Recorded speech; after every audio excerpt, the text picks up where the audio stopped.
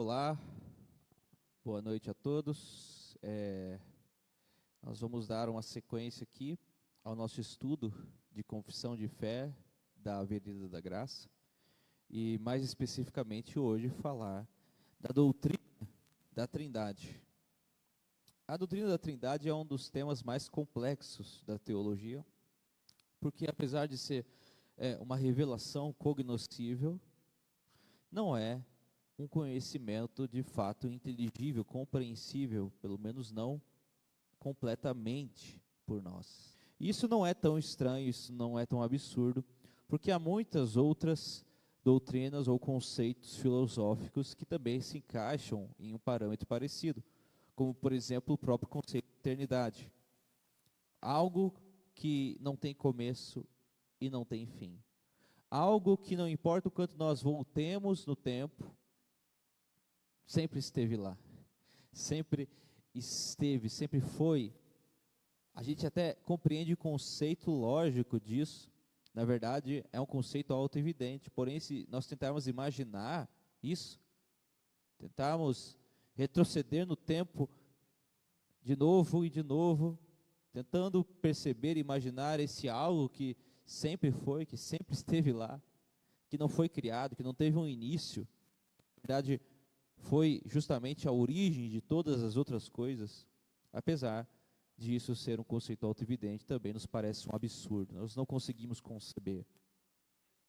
E assim existem outros conceitos, muitos outros, que nós possuímos na filosofia, na teologia, e a Trindade não é diferente. Mas antes de nós estudarmos a Trindade, o conceito de Trindade, propriamente dito, eu acho que é melhor nós tentarmos compreender um pouquinho mais a nossa definição, o conceito do próprio Deus, porque a Trindade é uma revelação acerca de Deus, mas o que seria o conceito de Deus?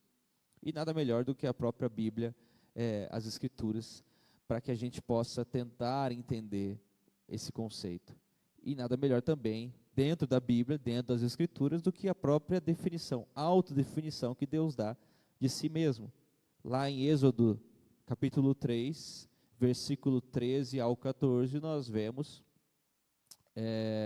Moisés perguntando para Deus, como eu devo me referir ao Senhor quando eu for até o seu povo para levar a sua mensagem?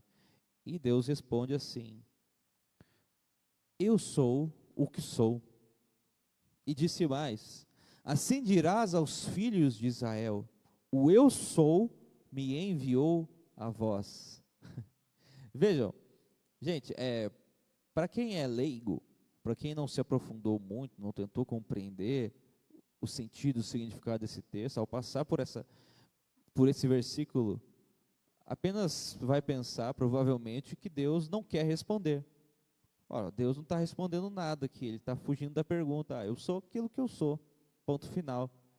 Mas se a gente se aprofunda no sentido, no significado dessa sentença, dessa afirmação, nós encontramos duas interpretações principais. A primeira delas é que Deus, em primeiro lugar, é inominável, é indefinível. Qualquer afirmação, qualquer nome que nós possamos dar a Ele, qualquer definição que nós tenhamos acerca de Deus está incompleta, porque os nossos conceitos são muito limitados, são muito baixos, são pequenos. Tentar definir Deus também é uma tentativa de limitá-lo. Deus está acima daquilo que nós podemos compreender. Por isso ele diz, eu sou o que eu sou aquele que é. O nome de Deus é indefinível, tanto que isso se torna uma regra entre a comunidade hebraica. Os judeus não pronunciam o nome de Deus, e aqui mesmo, como a gente vai ver mais para frente, o nome de Deus se torna impronunciável. Deus não quer revelar o seu nome, porque as nossas tentativas de defini-lo são vãs. Agora, a segunda interpretação é um pouco mais profunda, é um pouco mais filosófica e vai no sentido da própria definição de ser. Nós queremos saber quem é Deus, o que o ser de Deus é. E Deus responde para nós, eu sou aquele que de fato é. E se nós investigarmos a definição de ser, nós percebemos, nós concluímos que Deus é o único que absolutamente pode dizer que de fato é. Todas as coisas criadas estão na manifestação, estão no modo apenas do verbo estar, não do verbo ser. Porque nós apenas estamos. Eu, por exemplo, estou jovem.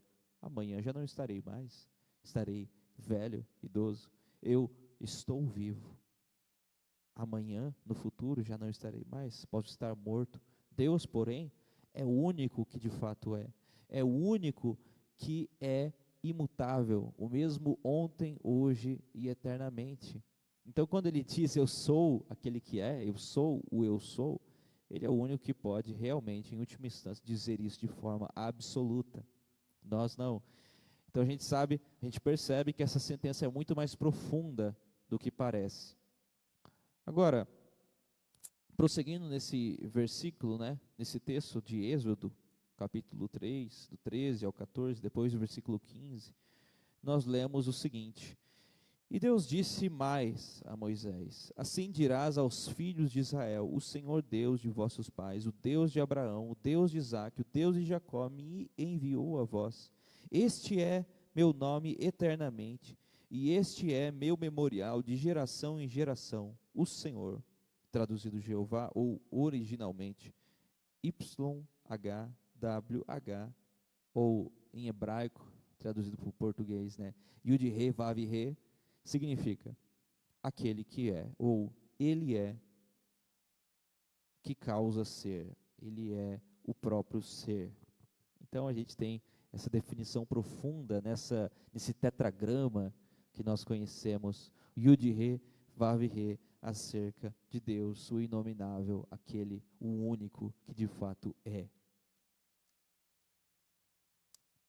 Bom, com o passar do tempo, a pronúncia original foi se perdendo, razão pela qual não se pode definir com exatidão como eram as vogais desse tetragrama. Por isso, atualmente, Yud-He, Vav-He, ou em português YHWH, possui tantas traduções como Yahvé, Jeová, Javé, Yeoa e assim por diante.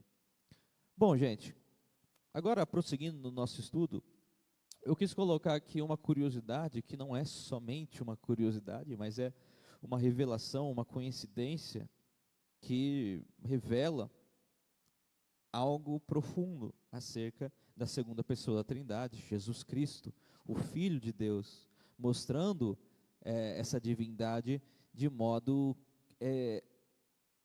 maravilhoso, miraculoso, sem que fosse previsto, sem que fosse ditado, sem que fosse escrito por alguém da religião, por um cristão, mas foi escrito, revelado e colocado para nós por alguém, por povos, por um povo ou um ser, uma pessoa que não era cristão, não sabia da cultura judaica e nem tinha nenhum intuito ou motivação evangélica cristã para escrever isso.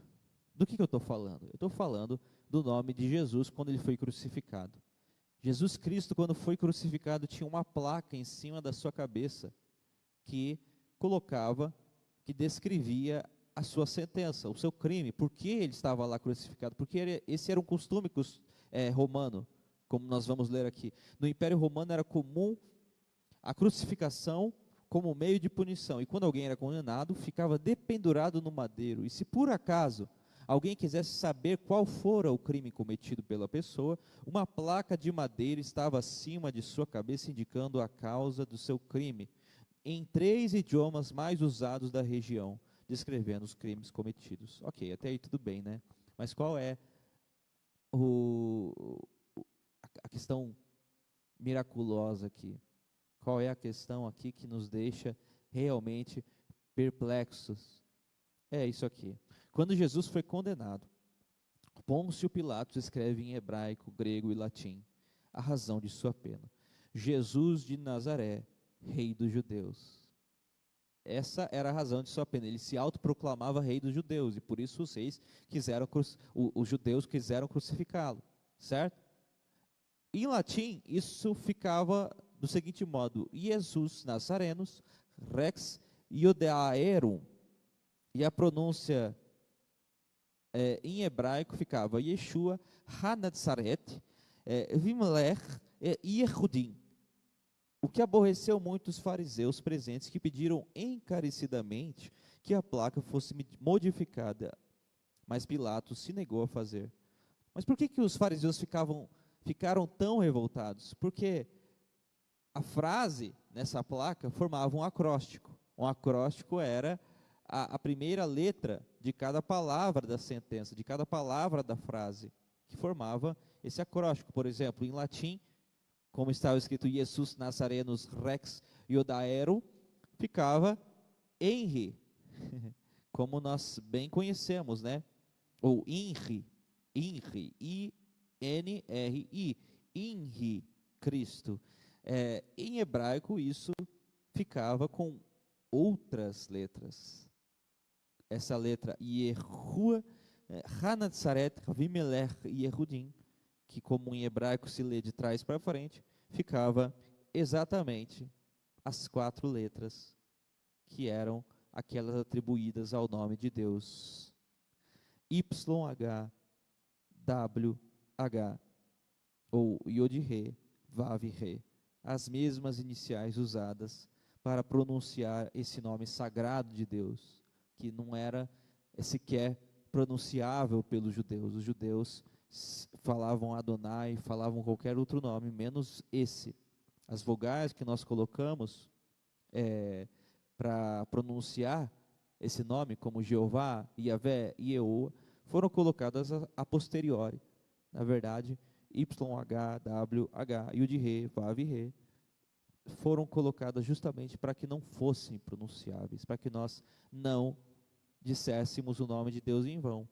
Mas na crucificação de Jesus, quando Jesus estava lá erguido no madeiro, sem que qualquer judeu ou discípulo de Cristo tivesse a intenção, Pilatos vai lá e manda, envia, ordena que os seus servos colocassem essa placa escrita, descrevendo exatamente o nome de Deus. É claro, provisão divina, dizendo: Cristo é o próprio Deus. Ele estava ali sendo crucificado.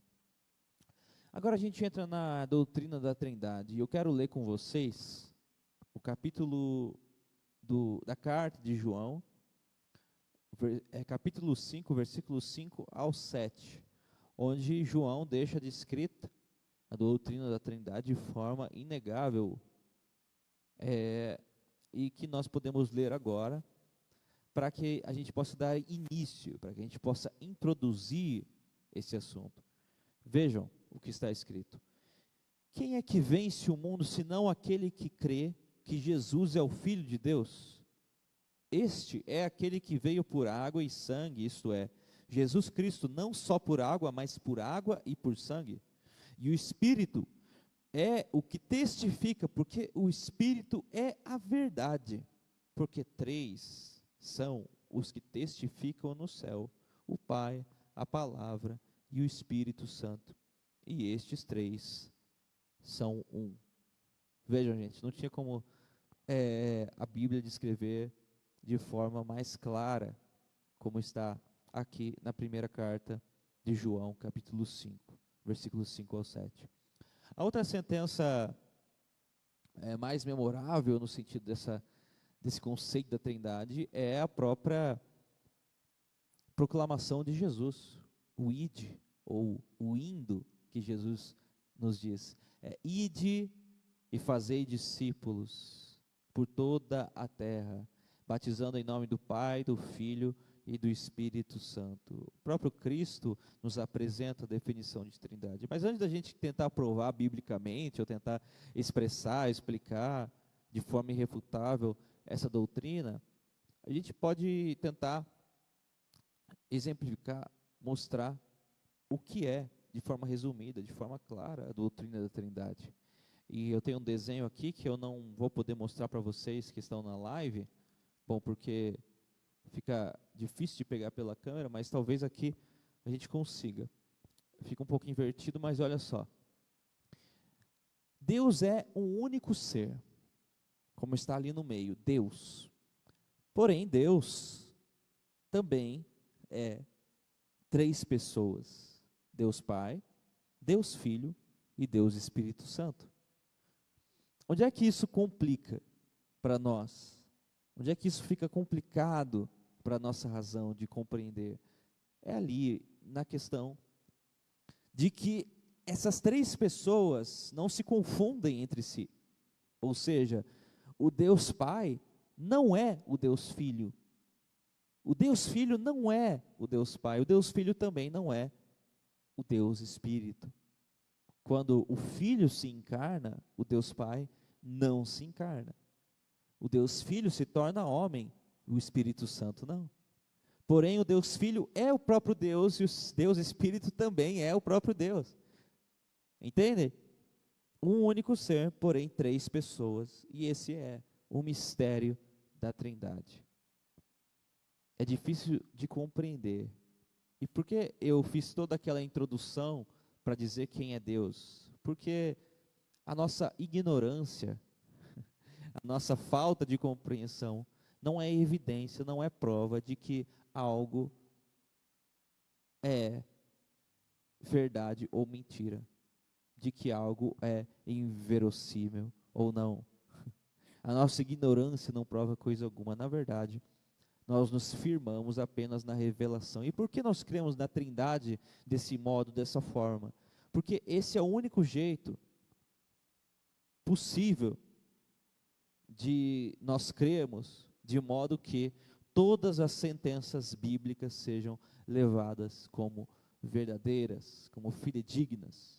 Qualquer outra interpretação acerca da pessoa de Deus, do ser de Deus, das pessoas da Trindade, deixam as sentenças bíblicas de alguma forma incompletas. Deixam de fora algum versículo, alguma afirmação, alguma verdade bíblica. Esse modo de interpretar é o único que leva todas as sentenças, todos os versículos, todas as afirmações bíblicas em conta, como verdadeiras, como absolutas, sem rejeitar nenhuma delas, ainda que nos pareça absurdo, ainda que nos pareça incompreensível. E aqui nós temos algumas definições, algumas afirmações acerca da Trindade que nos revelam de forma resumida essa doutrina. Na unidade da divindade há três pessoas de uma mesma substância, poder e eternidade: Deus Pai, Deus o Filho e Deus Espírito Santo. A doutrina da Trindade afirma que há um único Deus que é tripessoal. Esse único Deus é a Trindade, que consiste em Pai, Filho e Espírito. Toda a essência de Deus, com seus atributos, pertence igualmente às três pessoas que se diferem pelas funções que exercem e não pela sua ontologia divina, ser divino. Gente, quando a gente vai estudar a Trindade, a gente define, a gente faz uma separação entre Trindade ontológica e Trindade econômica. Ontologia é o estudo do ser. Então, quando a gente fala de Trindade ontológica, a gente está falando do ser da Trindade, em última instância, essas três pessoas que são um único ser. Então, a gente tenta estudar isso de forma mais, não é, teórica, enfática. A gente vai falar sobre essas três pessoas como um único ser e provar como, de forma filosófica, ontologicamente, que eles são um só. Porém, a gente também fala da Trindade de forma, a gente usa esse termo econômica, a Trindade econômica, e a gente usa isso para se referir às funções dessas três pessoas.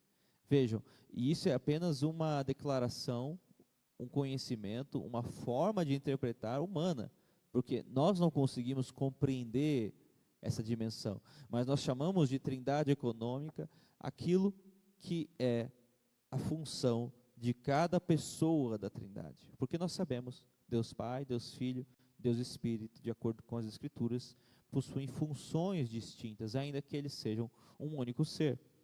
Agora vejam só, nós vamos ler aqui algumas sentenças bíblicas. Eu não vou citar integralmente o texto, eu vou só falar a referência, onde está escrito a prova, a evidência da minha afirmação aqui, mas nós vamos citar agora 10 sentenças, 10 afirmações que mostram a Trindade, que revelam uma Trindade dentro das Escrituras, para aqueles que pensam ou que estavam se perguntando, né?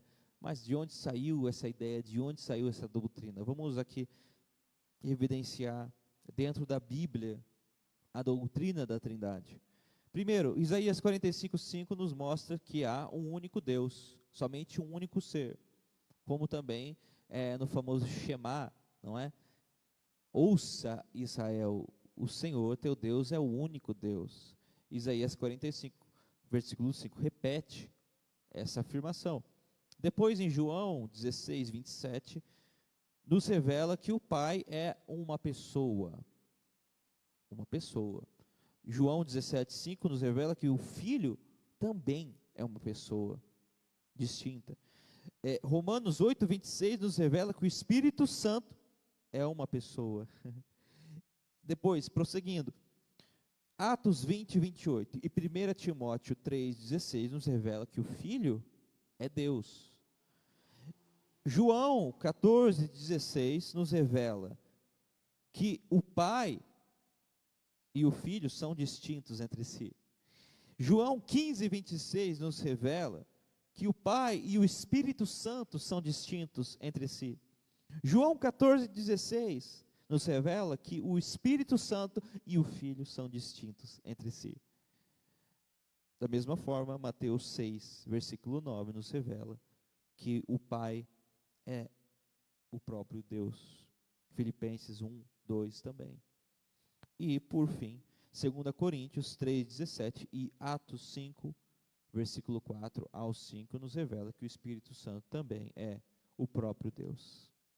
Agora, para concluir esse estudo bíblico da Trindade, e na verdade há muitos outros versículos, eu estou citando apenas alguns aqui, nós vamos prosseguindo com essa afirmação, sendo que esses da divindade do Pai e do Filho e do Espírito Santo também é confirmado pelas afirmações bíblicas sobre cada um dos três possuírem os atributos divinos, a Bíblia ensina que, em primeiro lugar, o Pai é onipresente, Efésios 4:6. O Filho é onipresente, Mateus 28:20.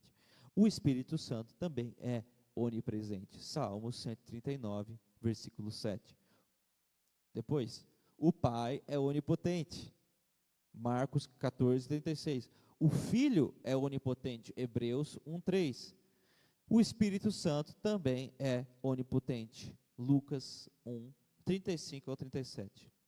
Depois, prosseguindo, o Pai é onisciente, 1 Pedro 1, versículo 2. O Filho é onisciente, João 21:17.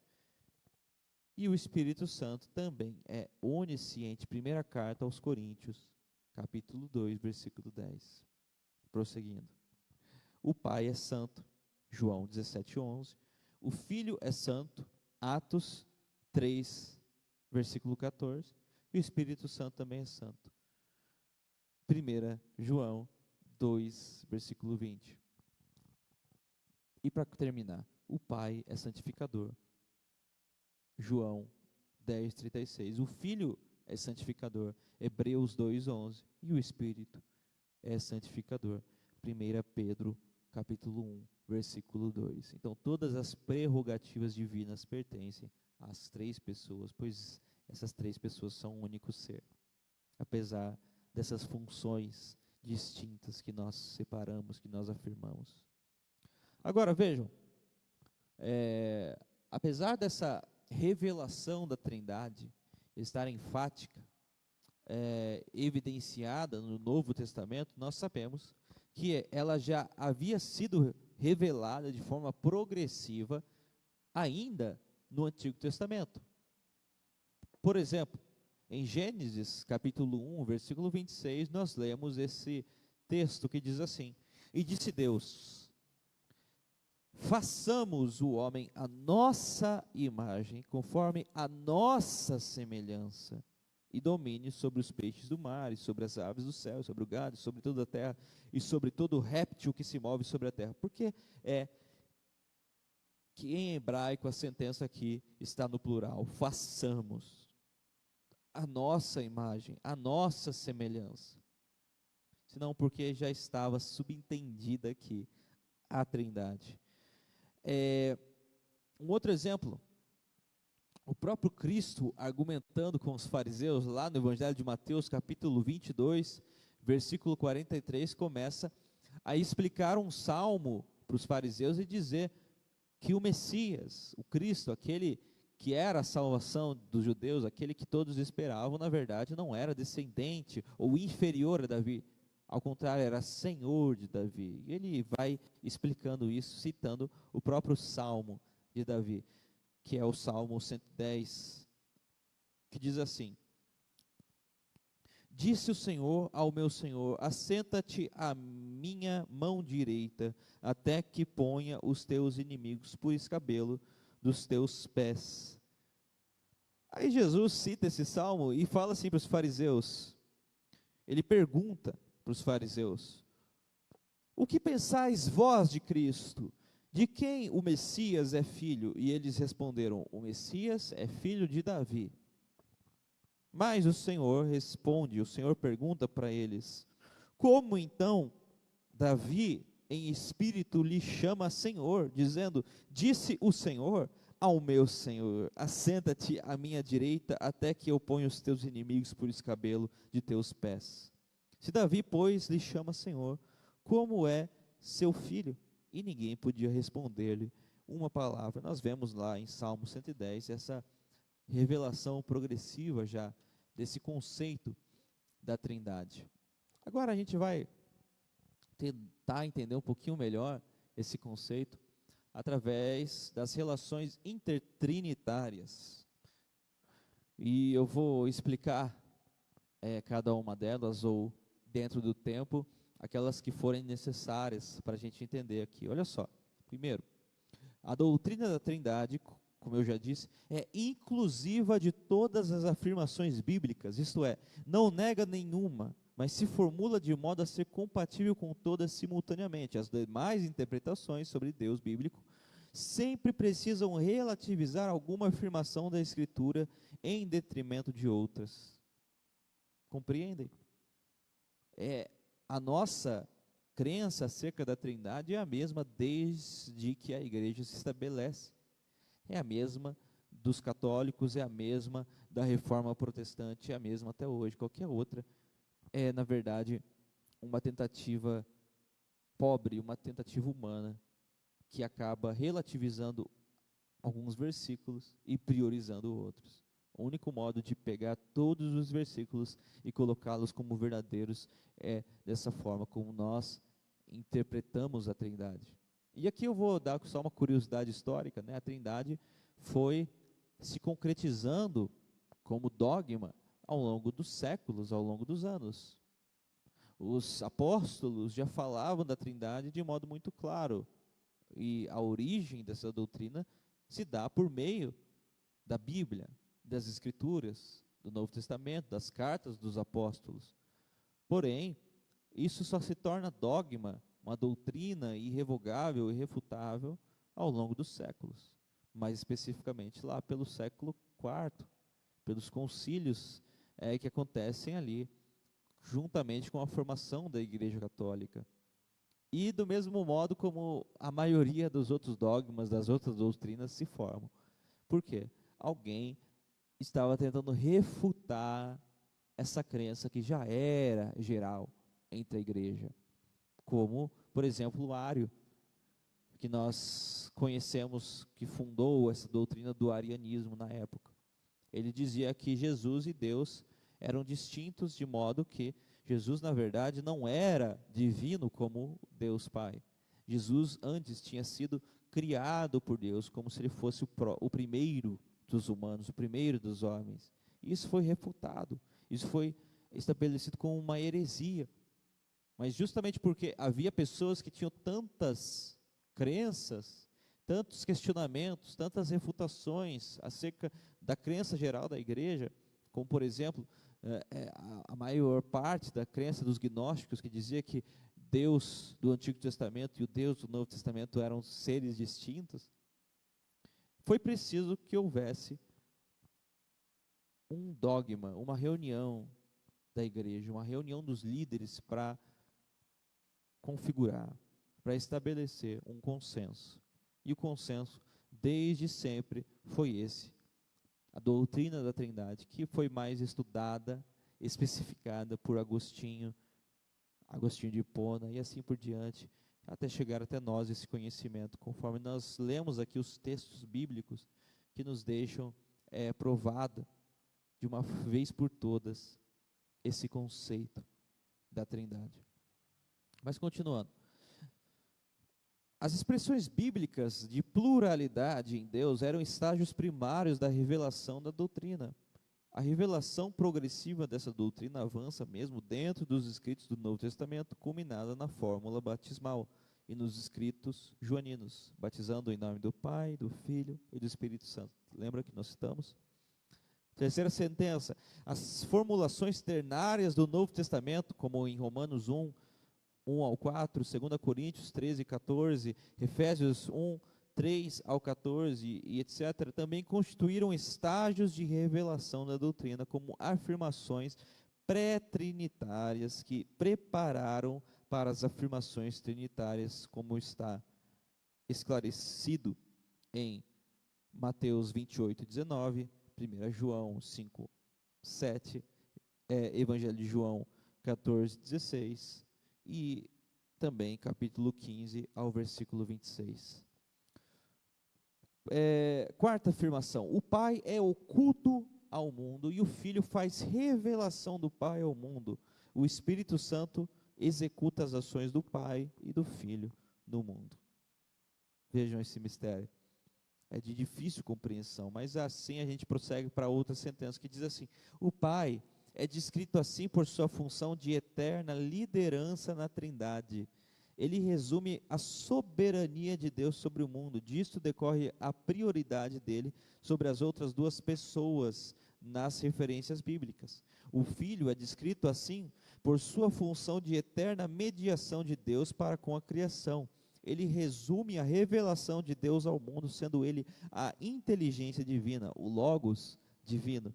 O Espírito Santo é descrito assim por sua relação de eterna procedência da parte do Pai e do Filho. Ele é a ação de Deus no mundo. E aqui nós temos a fórmula, econômica da Trindade. Porque Deus Pai é a vontade, a soberania divina. Deus Filho é o Logos, a inteligência divina. E Deus Espírito é a manifestação divina. Ruach Rukadesh é a ação divina no cosmos. Prosseguindo, as limitações de relações numéricas entre ser, essência, pessoa, natureza, que existem nas criaturas de Deus, não existem necessariamente no Criador, não podendo, portanto, servir de argumento contra a Trindade. Ele é completamente distinto, diferente daquilo que nós compreendemos, daquilo que nós somos. Penúltima afirmação aqui dessa parte, isso aqui é importante, gente. O unicismo, teoria que afirma que o Pai, o Filho e o Espírito são apenas representações, modos de uma manifestação desse Deus monopessoal, é refutado pelas referências bíblicas, das relações interpessoais entre o Pai, o Filho e o Espírito Santo. Como se apresenta com eles amando, glorificando, enviando, testificando e orando uns aos outros. A gente vê claramente Jesus se comunicando com o Pai, Jesus se comunicando com o Espírito. Nós vemos uma relação interpessoal entre essas três pessoas, de modo que não se pode dizer que eles são apenas manifestações, como a sarça ardente, por exemplo. Ao se apresentar para Moisés, Deus se apresenta como uma sarça ardente. Não é do mesmo modo. Não. As três pessoas da divindade, as três pessoas que são esse ser que é Deus, Deus Pai, Deus Filho e Deus Espírito Santo, são eternos. Não apenas são representações. E por fim, nós temos essa sentença. A pericorese das pessoas dá conta das equivalências e identificações entre elas, sem negar as relações interpessoais que também são afirmadas pelos textos bíblicos. Pericorese é o conceito de que as pessoas da Trindade habitam umas nas outras de forma que se acompanham em tudo que fazem. E quando Cristo faz algo, também o Deus Pai está presente, assim como Deus Espírito. Eles são um único ser. Amém? Bom, para concluir, a gente chega aqui nessa cristologia trinitária, porque nós sabemos que Cristo é o centro da glória, o centro da nossa adoração. Então a gente conclui apenas evidenciando, interpretando, mostrando, explicando como se dá essa cristologia trinitária. Primeiro, o Filho, no contexto da encarnação, se autolimitava no exercício dos seus atributos divinos que nunca perdeu. Vejam, gente, a gente sabe que Cristo se esvaziou de sua glória. Jesus não teve por usurpação ser igual a Deus, ainda que fosse Deus. Então, ele não utiliza os seus atributos, ainda que em qualquer momento ele pudesse reivindicá-los para si. Ele poderia ter acesso à sua consciência, à sua onisciência, à sua onipresença, à sua onipotência. No entanto, ele escolhe voluntariamente não utilizar, não reivindicar esses atributos. Segundo, o título de Cristo, o Filho de Deus, significa essencialmente igual a Deus. Quando Cristo fala que ele é o Filho de Deus, ele na verdade está dizendo que ele é que ele é igual, que ele é o mesmo que Deus. Ele está deixando isso claro, evidenciado no seu discurso. Terceira sentença, o Filho, após a encarnação, é uma pessoa que possui eternamente duas naturezas, podendo agir conforme uma e conforme outra. Vejam, Jesus é 100% Deus e 100% homem. Ele não é 50% Deus, 50% homem. Ele é completamente, totalmente os dois ao mesmo tempo.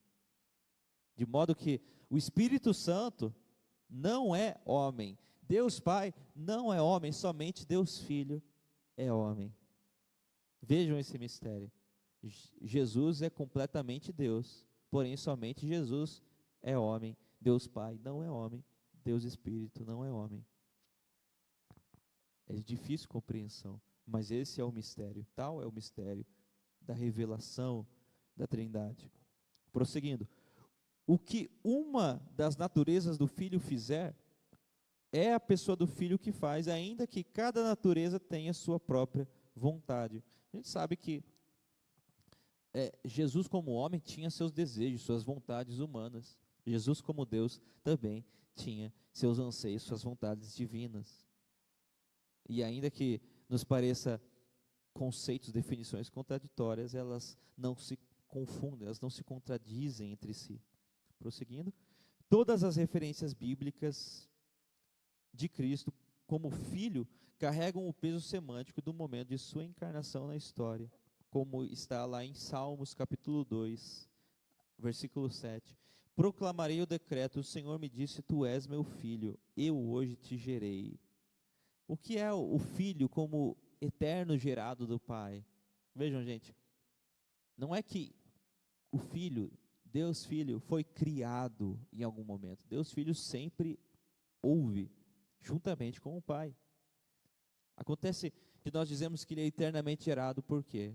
Na sua encarnação, na sua morte, na sua ressurreição e na sua glorificação, houve esse gerar que nós dizemos. Ele foi gerado, como está descrito em Salmos, tu és meu filho, eu hoje te gerei, porque ele foi gerado. Nele habita toda a plenitude do Pai, e aprove a Deus que toda a majestade, toda a supremacia nele habitasse.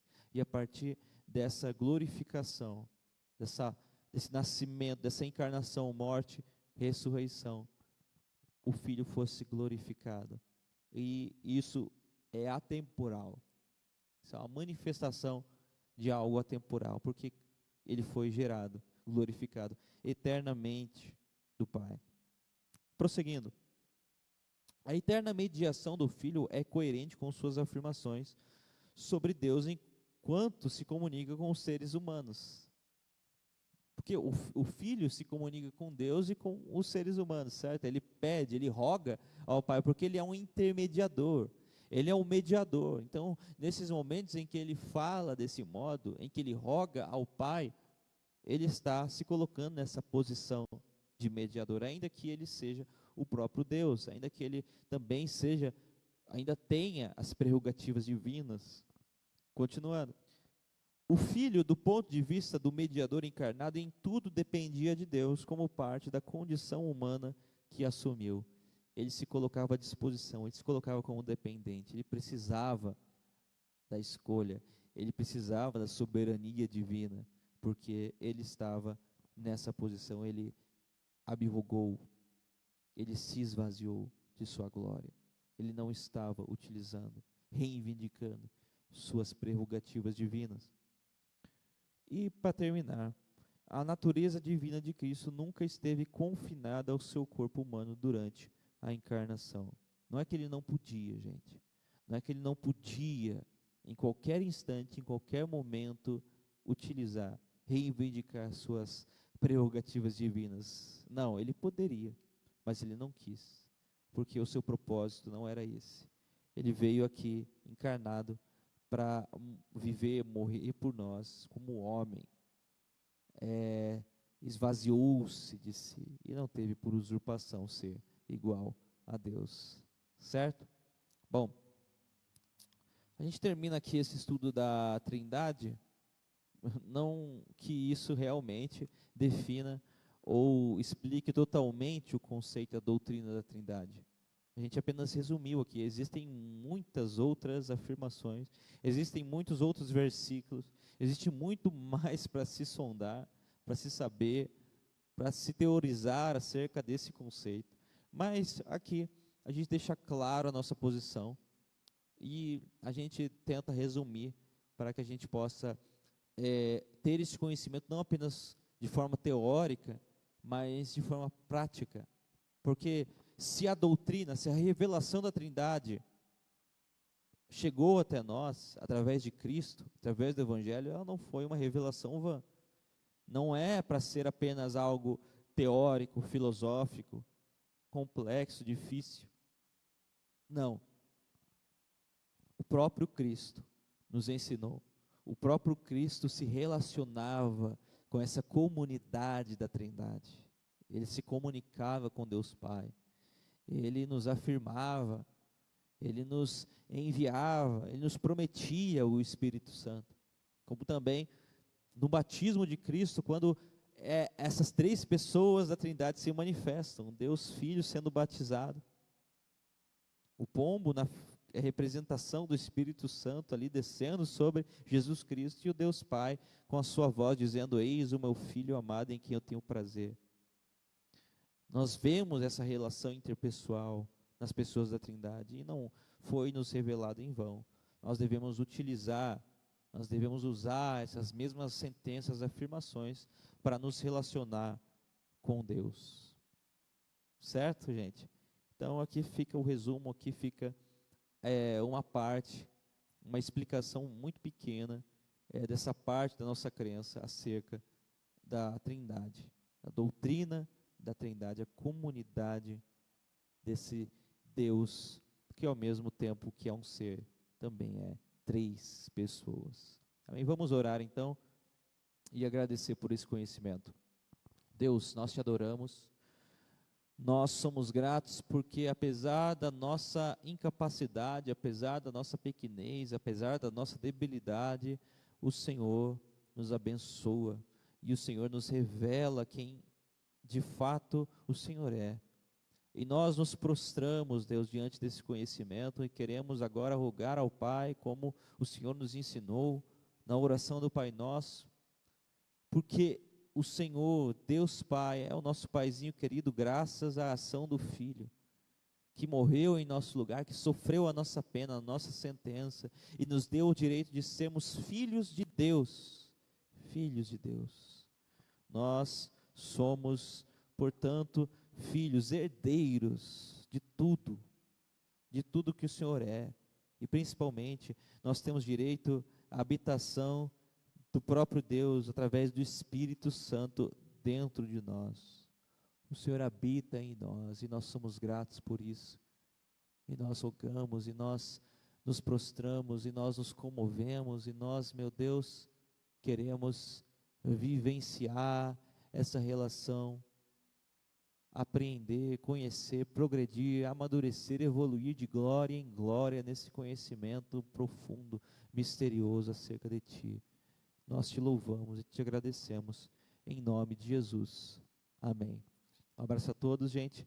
Fiquem com Deus. Deixa eu finalizar aqui.